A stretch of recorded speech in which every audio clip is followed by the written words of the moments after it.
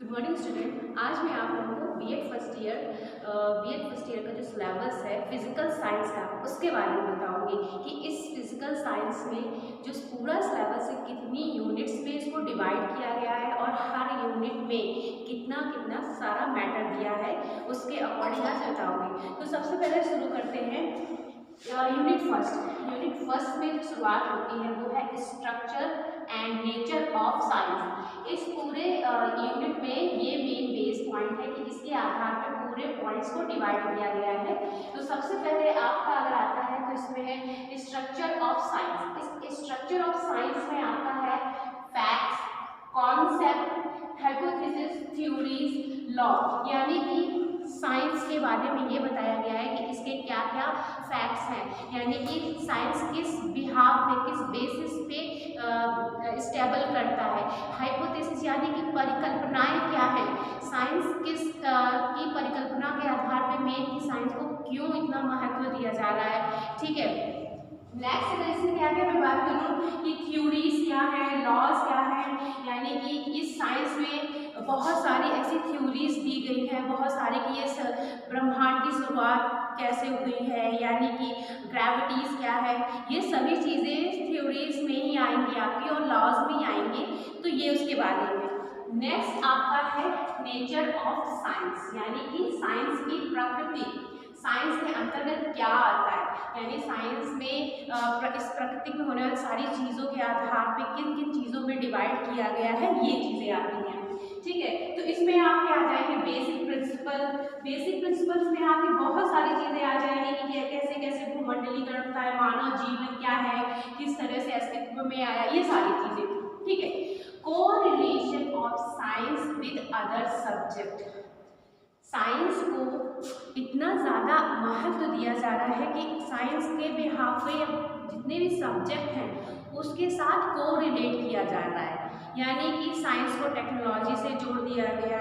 Science के अंतर्गत agriculture field में भी साइंस ला दिया गया है और जियोलॉजिकल साइंस हो गया है, अर्थ साइंस हो गया, हर चीज़ के अंतर्गत साइंस को ला दिया गया है। इससे ये बेनिफिट है कि उसके पीछे के जितने भी गूढ़ रहस्य हैं, जितने भी डीप थ्योरीज हैं, लॉज हैं, उसके बेस पे ना सिर्फ उसको एज इट इज एक्सेप्ट कर लिया जाए बल्कि उसके पीछे के रहस्यों को समझा जाए और इस पृथ्वी के अस्तित्व को और पृथ्वी को लंबे समय तक मनुष्यों के जीवन को बनाए रखने के रहस्यों की परिकल्पना की जा सके। तो ये उसके बेसिक प्रिंसिपल्स हैं। ठीक है, कोरिलेशन ऑफ साइंस में आपको बता दिया कि क्या क्या अदर सब्जेक्ट के साथ में क्यों जोड़ा गया है, क्यों इतना इम्पोर्टेंट हो रहा है ये। नेक्स्ट है आपका relationship between science and technology and society.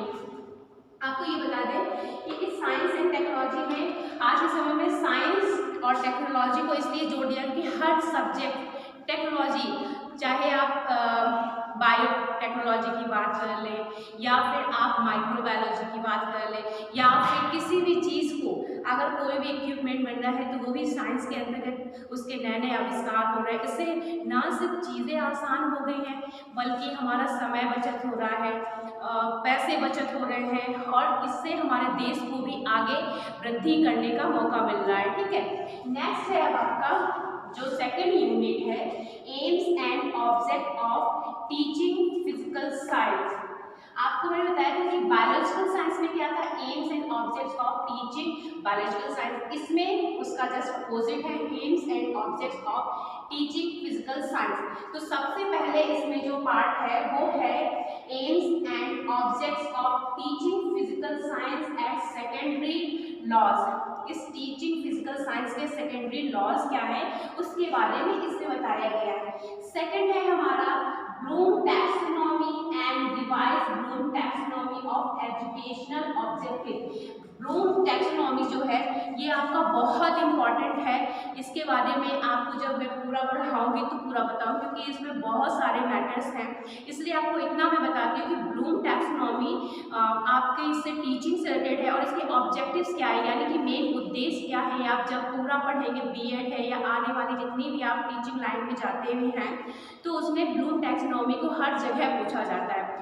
ठीक है, नेक्स्ट है आपका रिटन इंस्ट्रक्शनल ऑब्जेक्टिव्स, यानी कि किस तरह से आप जब रिटन करते हैं, लिखते हैं, तो उसमें जब आप लिखने का पूरा वो बनाते हैं तो किस तरह से आपको लिखना है, कितना मैटर देना है, कितना मैटर रखना है, कितना ऐसा मैटर डेवलप किया जाए जो बच्चों की समझ में आए, क्योंकि आप टीचर के बिहाफ पे कार्य करते हैं, इस तरह का इंस्ट्रक्शन देना। अब नेक्स्ट यूनिट की मैं बात करूँ, यूनिट 3 इंस्ट्रक्शनल अब टीचिंग मॉडल्स, ठीक है, इंस्ट्रक्शनल अप्रोचेस है। तो इसमें सबसे पहले आपका आ रहा है मॉडल्स ऑफ टीचिंग। इस मॉडल्स ऑफ टीचिंग में आता है scientific inquiry, concept, attainment and cognitive worth. यानी कि अगर बात करते हैं कि मॉडल ऑफ टीचिंग का किस तरह से मॉडल होना चाहिए, किस तरह से टीचिंग को प्रस्तुत करना चाहिए बच्चों के सामने कि उनको हर चीज़ें कैसे समझ में आए, उसके बारे में। नेक्स्ट आपका पॉइंट है approaches in science teaching, inductive, deductive, constructivist. Inductive deductive के बारे में अगर बात करें तो ये आपके लिए जान लेना बहुत इंपॉर्टेंट है कि आगमन विधि और निगमन विधि ये पूरे आपके सिलेबस में ना सिर्फ फिजिकल साइंस बल्कि आपके जो पूरे सब्जेक्ट्स हैं सारे सब्जेक्ट में इंडक्टिव डिडक्टिव मेथड के आधार पर ही आपको टीचिंग करनी होती है बच्चों के सामने। मैं आपको ये बता दूं कि इंडक्टिव और डिडक्टिव को हिंदी में आगमन विधि और निगमन विधि कहते हैं। इस आगमन विधि का मतलब होता है कि आप बच्चों को जो पढ़ा रहे हैं वो उदाहरण से फिर सब्जेक्ट की तरफ, यानी कि सूक्ष्म से स्थूल की तरफ या स्थूल से सूक्ष्म की तरफ, ये होता है पढ़ाना कि बच्चों को उनके जो नॉलेज में पहले से चीज़ें हैं उसके बिहाफ से उन चीज़ों की तरफ बढ़ना जो उनको नहीं आती है, ऐसे, ठीक है। नेक्स्ट में आपका आ जाएगा method of science teaching, lecture come demonstrate method, project method, heuristic method and liberties method. इसमें अगर मैं बात करूं मेथड साइंस टीचिंग में तो आपको बताना होना चाहिए कि बच्चों को जब आप पढ़ा रहे हैं तो वो पढ़ाने के दौरान लेक्चर कम डेमोन्स्ट्रेट, अगर हम जिस तरह से मैं बोल रही हूँ कि अभी आपके सामने एक एग्जाम्पल प्रस्तुत करते हैं लेक्चर कम डेमोन्स्ट्रेट मेथड, मैं आपको पढ़ा रही हूँ तो ये एक लेक्चर मेथड है, यानी मैं बोलते जा रही हूँ आप सुन रहे हैं। डेमोन्स्ट्रेट मेथड में क्या होता है कि मैं साक्षात उन चीज़ों को सामने रख रही हूँ, उन चीज़ों से बता रही हूँ कि टीचिंग में किस तरह से इस्तेमाल होंगी, कौन कौन से टूल्स का यूज़ कर रही हूँ। बच्चों को उन चीज़ों के बताना, मेनली आप नेचर के पास ले जाके आप प्रकृति की चीज़ों के बारे में बता सकते हो, टेक्नोलॉजी से कुछ आप उनको इक्विपमेंट दिखा सकते हो, तो ये डेमोन्स्ट्रेट मेथड है, यानी चीज़ों से उनको परिचित कराना और उसके बाद बताना, तो ये लेक्चर कम डेमोन्स्ट्रेट मेथड होता है, ठीक। नेक्स्ट इसी में आगे है प्रोजेक्ट मेथड। प्रोजेक्ट के जरिए बच्चों को पढ़ाना, बच्चों को कुछ ऐसे टॉपिक दे दीजिए कि आप इसके बारे में अगले दिन मुझे सारी इन्फॉर्मेशन कलेक्ट करके लाइए और बताइए, तो बच्चों को ग्रुप्स बना देना, तो ये एक प्रोजेक्ट मेथड हो जाएगा। नेक्स्ट है ह्यूरिस्टिक मेथड। ह्यूरिस्टिक मेथड एक तरह की खोज विधि होती है कि किस तरह से खोज करके पढ़ाना होता है, ठीक। ये हो गया आपका टीचिंग मेथड्स में, ठीक। नेक्स्ट है आपका इनोवेशन इंस्ट्रक्शन मेथड। इनोवेशन का मतलब ही यहाँ पे होता है कि खोज करना, कुछ नया खोज करके टीचिंग मेथड में ही टीचर बच्चों को किस तरह से पढ़ाए या कुछ नया खोज हो सके उसके आधार पे पढ़ाना। अब आगे आता है इसी के कि माइक्रो टीचिंग हो गया, प्रोग्राम टीचिंग हो गया, टीम टीचिंग हो गया, ये सारी चीज़ें आपकी इनोवेशन के अंतर्गत आ जाती है।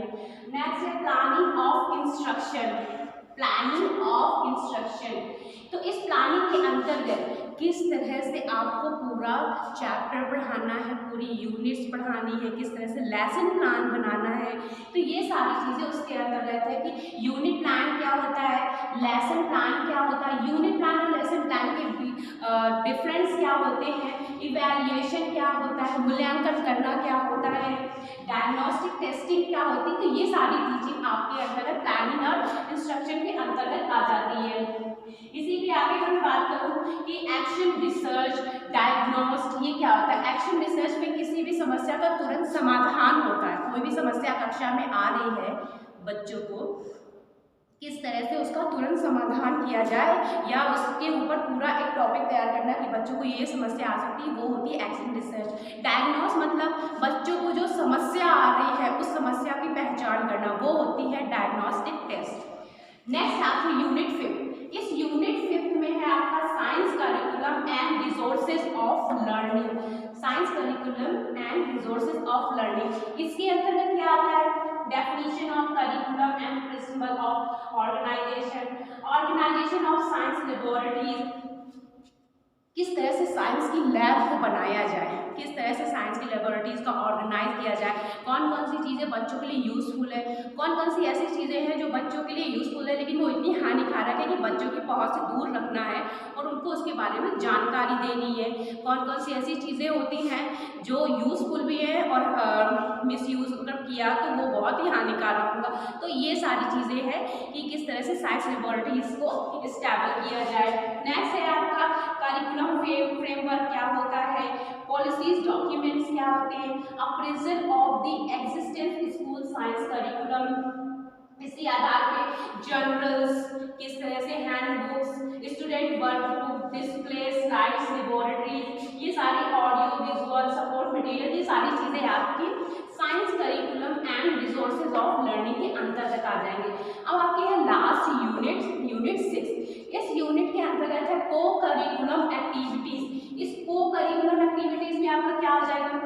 साइंस लैब आ जाएगी, साइंस क्लब आ जाएंगे, साइंस की एग्जीबिशन आ जाएगी कि किस तरह से साइंस की बहुत सारी ऐसी चीज़ें होती है ना कि एग्जीबिशंस कैसे होते हैं कि बच्चों को उसके बारे में इंफॉर्मेशन देना, बहुत सारी बुक्स रखना या बहुत सारी ऐसी नई नई चीज़ों को जो आविष्कार हुआ उनके बारे में प्रदर्शनी लगाना, ये होता है साइंस एग्जीबिशन। ठीक है, नेक्स्ट है इसी के आगे कि साइंस फेयर यानी कि साइंस का मेला लगाना, साइंस लाइब्रेरी बनाना, तो ये सब बच्चों के लिए बहुत ही हेल्पफुल चीज़ें हैं कि किस तरह से इन सब चीज़ों को स्टेबल किया जाए।